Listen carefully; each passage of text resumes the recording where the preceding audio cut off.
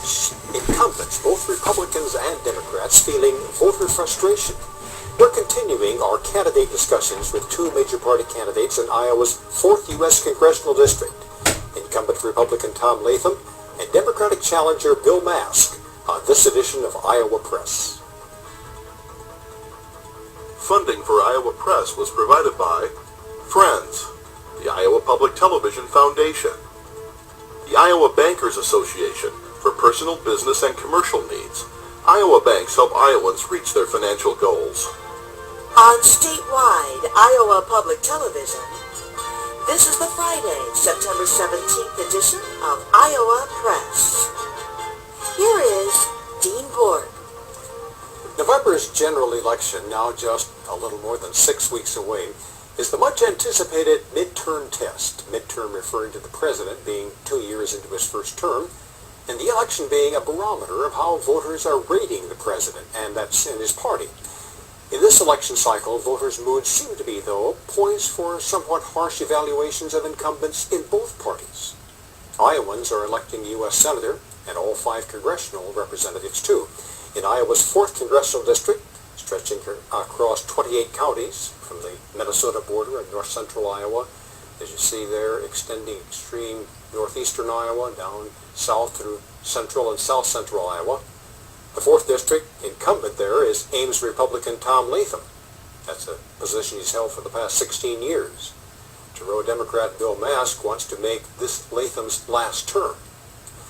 He's a lifelong educator, now retired superintendent of the I-35 Community School District.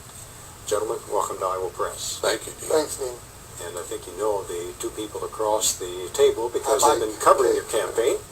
Associated Press senior political writer Mike Glover and Radio Iowa News Director Kay Henderson. Mr. Mask, let's start with you if we could. Politics is in some cases about perceptions. The perception is you're running against an 8-term incumbent who's a lot better known than you are, who has a lot more money than you, and a better organization than you.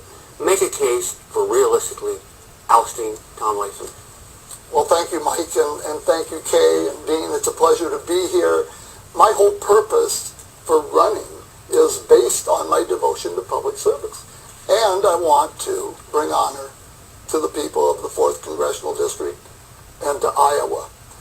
My opponent has failed to serve the best interest of hard-working men and women and their families in the 4th District. What's he done wrong? Well, he votes no on job-creating legislation and the extension of unemployment benefits to hard-working people, to people in need, based on his concern for the deficit. But he benefits himself from receiving nearly $500,000 in federal farm subsidies over a 7-year period. I want to go back to what you said. Bring honor to the 4th District. That seems to be quite a slap at the incumbent. Well, let me continue, Dean. He voted no on health care reform, which would extend health care benefits to millions of Americans, while he himself benefits from a taxpayer-paid program. He votes no on Lilly Ledbetter Fair Pay Act, which is equal pay for equal work based on gender. He voted no on the American Recovery and Reinvestment Act. Then he comes back to Iowa, to the 4th District, and takes credit for all of the things that happen as a result of that act. Commissioner Mask, we'll get into more of that later. Sure. Congressman Latham, it's your turn now. You are an 8-term congressman running for a 9th term. Polls are telling us that voters aren't very happy with the incumbent members of Congress of either party. How do you deal with that, and how do you respond to some of these charges that have been lodged against you? Well, and first of all, thank you very much for having this today. But I'll just tell you that after doing, just recently 28 town hall meetings, listening to constituents and hearing their outrage of what's going on in Washington, D.C., the spending that's going on, the $13.4 trillion in debt, the fear of taxes being raised, the government takeover of our free enterprise system. They are worried. They are scared today, and they understand that to continue those policies that have been in place now with the Democrat-controlled Congress for the last 4 years is simply not going to work. We've tried all these things, and they're not working. We've got to change course, and that's why I believe, after listening to my constituents, that we're going to change the course of this But aren't you a part of that problem? You're a part of Congress. Well, I have opposed exactly what the problem is today as far as the huge expansion of the federal government, as far as the spending that's going on. So all the charges he lodges against you, you say guilty. I'm very proud. And darn glad of it. Absolutely. And I tell you what, if anyone goes out and listens to the constituents in the 4th Congressional District, they agree Gentlemen, with me. the National Ag Recall is centered on 2 operations which are in the 4th Congressional District.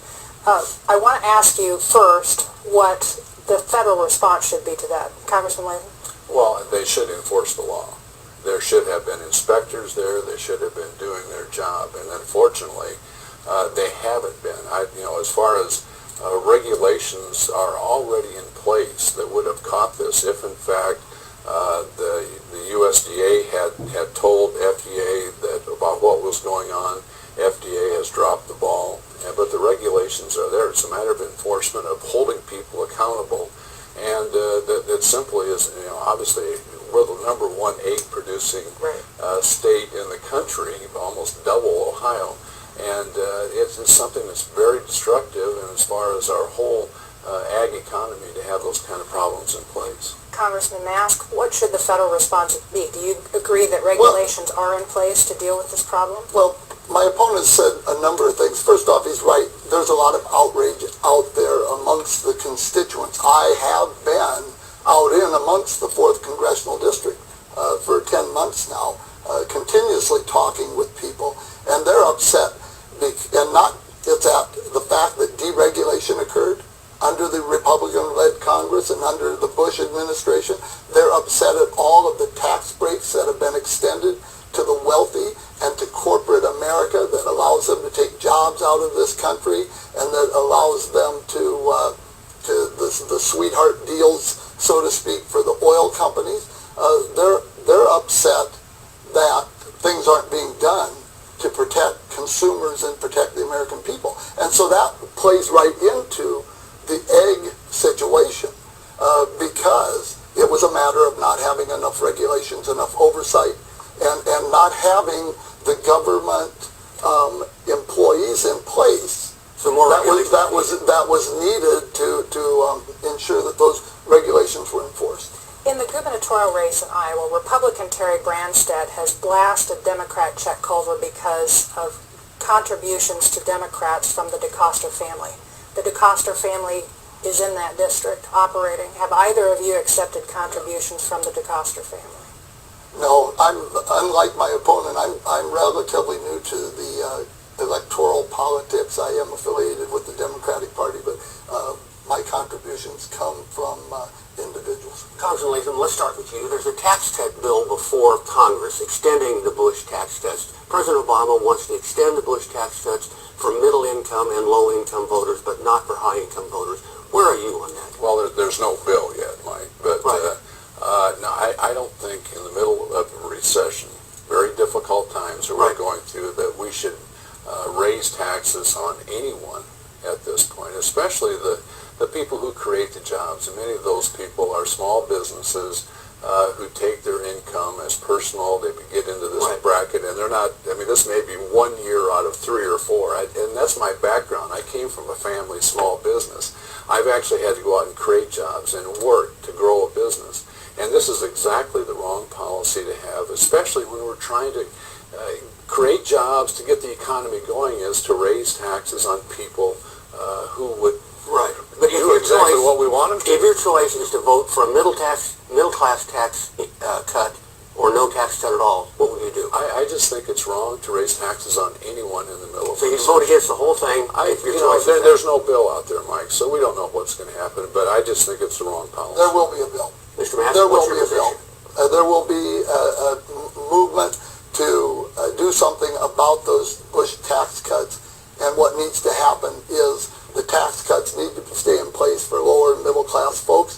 The upper 2%, wealthiest 2%, those tax cuts need to end. It will bring more money into the government. It will help us drive down the debt. Yet trickle-down economics does not work. Explain to me the Democratic strategy on this whole thing. Democrats seem to be shy about saying, I want to cut taxes for middle-class voters, and they don't. Why are you campaigning on that? Well, the whole thing is, Mike, if you look at all of the tax cuts that are in place right now for wealthy Americans versus all of the taxes and tax cuts that are in place for lower and middle income Americans, lower and middle incomes are paying a larger share of their income and their funds into taxes than wealthy folks are. Congressman Latham, can you defend keeping intact breaks for very wealthy people? Mike, excuse me, Dean, the problem is these are not these very wealthy people. These are small businesses These are out people there. that make $250,000 a year. They're not wealthy? And have you ever run a small business? I will tell you that you leave everything in the business. You hire more people. You invest in new equipment. You take on what you need to live on, and the rest of it is at risk. And after doing the town hall meetings and talking to business people everywhere, they are scared to death today because they see their marginal tax rates going up. They see their capital gains tax rates going up. They see the new onerous regulations that are coming down on their businesses. The new costs of the health care bill that's going to be very difficult for any small business to comply with and to meet those costs. That's why people are frozen in place today, is simply because you cannot afford to. If you're successful, you're not going to stick your neck out. I don't hear the same thing. I don't hear the same thing. And in fact, I have a lot of folks that I know that have attended the town hall meetings that Tom Latham has held. And what do they tell you? well, they're telling me that there's no, he talks about listening, but there's no listening going on. Do they say tax the rich? They say that those tax cuts need to end. Okay. People out there, the hardworking men and women of the 4th District say Do people who those make tax cuts $250,000 need to a end. year, are they rich? No, they don't. The people that make $250,000? Yeah. You're darn right they are. I want to ask about another, in this case, a tax subsidy, if you will. How excited are you about extending tax breaks for ethanol and other biofuels? We need to continue to invest in renewable energy. Ethanol and the biofuels are a part of that whole process. It's not an end result. It's a beginning. And I spent a lot of time meeting with Dr. Robert Brown at the Bioeconomy Institute at Iowa State. And during our conversation, he made it really clear ethanol and some of those biofuels, the way they're being done now, is a beginning. There will be a transition. We are going to find more efficient and more affordable ways to Yes, do but that. the question is, should they get a tax break? Should we be subsidizing ethanol and other biofuels? At the moment, yes. Tom Latham? Well, certainly, and it's one of the outrages today is the fact that the people in control in Congress last year, for January 1st, did not extend the biofuels, the biomass tax credit. So we have plants sitting in Iowa closed today, thousands of jobs that are left vacant because they cannot get that tax credit that they need to keep those plants going. And that's just about leadership. Well, and I've been after the leadership forever, Ms. Pelosi won't listen, but we've got to make sure that that's reinstated, that we have the incentive for ethanol. A big part of that also, Dean, is to have the 10 to 15% as far as the blend is concerned, and that will create a larger market. We're going to have some implementation problems as far as that gets to the point. I mean, if Congressman Pelosi, Speaker Pelosi, won't listen, Right. then how effective are you as a congressman? Well, I think that's why there's a big change needed in Washington today, to have people that actually do listen. I mean, in the cap and trade bill last year, I stood on the floor and looked over at my Democrat friends and I said, don't you people ever go home? Don't you ever listen to your constituents? Because they're crying out that don't raise our taxes, don't put new regulations, don't increase the cost of energy, all of those things, and they just jam it through and without listening. And healthcare is a great example. Mr. Massey? Yeah, well, I think you're absolutely right. I think, and I think Tom Latham's right. There needs to be a big change in Washington, and he's one of them that needs to be changed. We have had the party of no working against